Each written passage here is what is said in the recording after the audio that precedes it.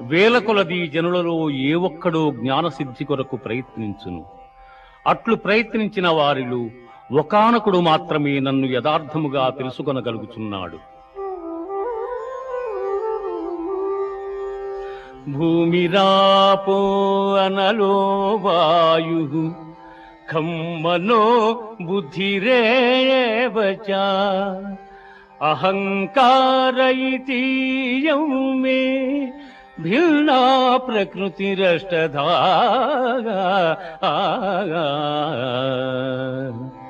భూమి, జలము, అగ్ని, వాయువు, ఆకాశము, మనస్సు, బుద్ధి, అహంకారము అని నా మాయాశక్తి 8 విధములైన భేదములతో ఒప్పియున్నదని గ్రహింపుము.